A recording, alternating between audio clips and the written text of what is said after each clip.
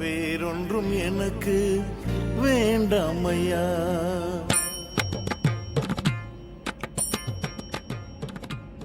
கர்த்தருடைய பரிசுத்த நாமத்துக்கு ஸ்தோத்திரமும் துதியும் கனமும் மகிமையும் எப்போதும் உண்டாகட்டும். இந்த நல்ல நாளை காண செய்த தேவாதி தேவனுக்கு கொடான கோடி ஸ்தோத்திரம்.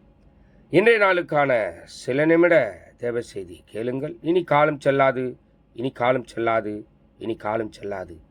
என் ஆண்டவராய் இயேசு கிறிஸ்து வரப்போகிறார். ஆயத்தமாயிருங்கள், ஆயத்தமாயிருங்கள். அநேகரை ஆயத்தப்படுத்தி ஆண்டவர் பக்கமாய் திருப்புங்கள். பக்கத்துணையாய், பக்கபலனாய் உங்கள் பக்கத்திலே இருந்து நல்ல காரியங்களை செய்து முடிக்கிற நல்லவர் உங்களுடனே கூட இருந்து இந்த நாள் முழுவதும் வழி நடத்துவார். விசேஷமாக நீதிமொழிகள் 2ஆம் அதிகாரம் 6ஆம் வசனம்.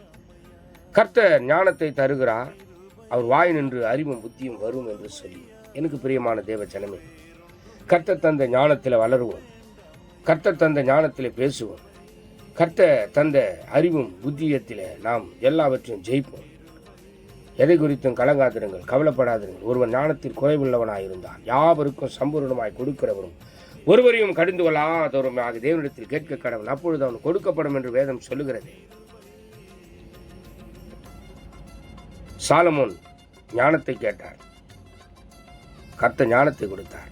கர்த்தர் உங்களுக்கு அநேக ஞானத்தை கொடுத்து ஆவிக்குரிய ஜீவியத்திலும் இந்த உலகத்தில் ஜெயிக்கக்கூடிய ஞானத்தையும் கொடுத்து கர்த்தவங்களை வழி நடத்துவார். ஆக எது குறித்தும் கலங்காதிருங்கள், பேசும்போது ஜாக்கிரதையாக பேசுங்கள்.